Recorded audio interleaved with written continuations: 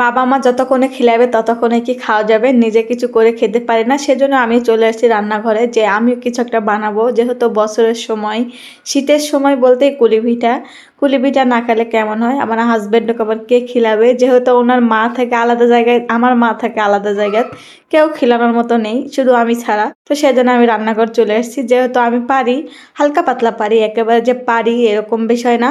তো যেটুকু পারি সেটুকু দিয়ে আমি চেষ্টা করতেছিলাম।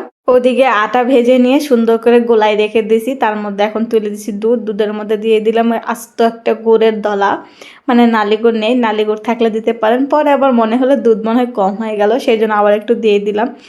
দুধটা প্রায় গলে গিয়েছিল। তাই গলানোর মুহূর্তে এখন মনে করতেছিলাম যে এখন দিয়ে দে, যেহেতু আটাটা গোলায় রাখছিলাম, গোলায় রাখলে হয় কি দলা পেকে যায় না, না হলে দলা পেকে যাওয়ার সম্ভাবনা থাকে। সেই জন্য আর কি তুই আর নাড়তেছিলাম, যতক্ষণ দিবে ততক্ষণ নাড়তে হবে, নাহলে আবার নিচে লেগে যেতে পারে। তো সেই জন্য দেওয়ার পর এখন দিয়ে দিলাম নারিকেল। নারিকেল ছাড়া তো জমেই না।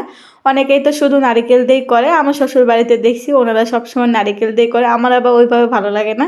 একটু আটা ভেজে নিয়ে সুন্দর করে হালুয়া বানাইলে আমার কাছে খুবই ভালো লাগে। তো এই যে হালুয়াটা প্রায় রেডি হয়ে গেছে, মানে আর একটু ফুটতো, মানে আর একটু মানে টানাইতো, টানালে কিন্তু শেষ। এদিকে আমি রেখে দিব, ওটা ওইদিকে ঠান্ডা হইতে থাক। এদিকে খুমির মারি, খুমির না মারলে তো হবে না, খুমির মারাই তো আসল কাজ। সেই জন্য একটু দিয়ে দিচ্ছিলাম লবণ, চিনি আর তেল।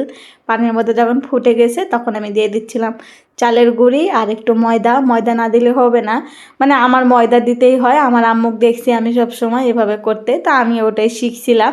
তো যাই হোক, এদিকে আমার খুমির বাড়া হয়ে গেছিলো। এখন আমি মানে ছোট ছোট করে করে নিচ্ছিলাম, যেরকমভাবে মোমো করি সেরকমভাবে। ওরকম করলেই আমার কাছে মনে হয় সুবিধা হয়। একটা রুটি করে 3-4টা করে মানে পিস পিস করে একটু করে কাটা লাগে, তারপরে করা লাগে, ওটা একটু ঝামেলা মনে হয়।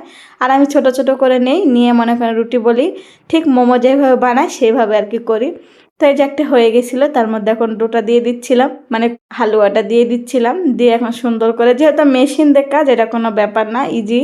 আর মেশিন ছাড়া হাত দিয়ে আমি আবার অত পারি না ভালো, তো মেশিনটা দিয়ে ভালো হয়। তো মেশিনে প্রথমে দিছিলাম তো একটু আটকে গেছিলো, মানে তেল দিছিলাম না একেতে, দুয়েতে আবার হালুয়া বেশি হয়ে গেছিলো, সেজন্য একটু ফেটে গেছিলো। তো ইনশাল্লাহ ওটা যেমনি হোক করছিলাম।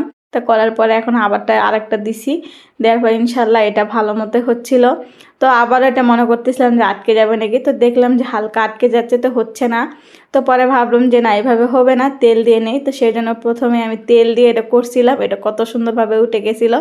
ঠিক এইভাবে আমি সবগুলি করে নিয়েছিলাম পিঠা। চাইছিলাম অল্প করে বানাইতো, কিন্তু অনেকগুলি বানানো হয়ে গেছে। যাই হোক, সবাই মিলে খাবো, যেহেতু এখানে খালা শাশুড়ি আছে, তাকে তো ছেড়ে খাওয়া যাবে না। আর যাই করুক, আমি তো পারবো না।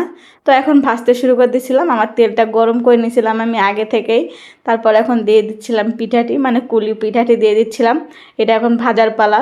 তো এক সাইড ভাজতে আমি সুন্দর করে অপর সাইড উল্টে দিয়েছিলাম, দিয়ে সুন্দর করে ভেজে নিছি। অনেকে হালকা ভাজে, আমার হাজব্যান্ড আবার হালকা ভাজা খাবে না, ওর মশা চাই। তো যাই হোক, ওনার পছন্দেই তো পছন্দ, উনি খাবে, আমি তো দু একটা খাবো, মানে ছেলে মানুষ ঘরেতে বেশি খাই। তো যাই হোক, ও এক চার হয়ে গেছিলো, আবার এক চার দিচ্ছিলাম। তো এই চারও প্রায় মোটামুটি ভাজা হয়ে গেছিলো, উঠায় উঠায় রাখতেছিলাম। তো এদিকে আমি উঠায় রাখতেছিলাম, ওইদিকে মানে আজার হয়ে যাইতেছিল আর কি। উনি এসে খাচ্ছিল। তো যাই হোক, দেখে বুঝতে পারতেছেন আমি ভাজতেছি আর এদিকে শেষ হয়ে যাচ্ছে। তো যা খাওয়ার জন্য বানাইতেছিলাম, সেজন্য কোনো কিছু বলে নাই। তো ফাইনালি আমার কাছে এক পাতিল হয়েছিল, মানে দেখতে পারতেছে নিজের চোখ দিয়ে। পাতিল পুরোটা না ভরলে কি হবে, অনেকগুলি হয়েছিল, 2টা মানুষ হিসাবে অনেকগুলি পিঠা বানাইছিলাম। তো একটা আপনাদের ভেঙে দেখায়, না দেখালে তো বিশ্বাস করতে পারবেন না কত সুন্দর হয়েছে। দেখেই বুঝতে পারতেছেন কতটা সুন্দর হয়েছে। আলহামদুলিল্লাহ, আলহামদুলিল্লাহ, আল্লাহ যা করে ভালোর জন্যই করে। হাজবেন্ড, সন্তান, মেয়ে সবাইকে নিয়ে খাবো, এটাই তো আল্লাহর কাছে হাজার শুক্রিয়া। যাই হোক, আমি তো বানাই খেলাম, আপনারা খাইছেন নাকি অবশ্যই কমেন্ট করে জানাতে পারেন।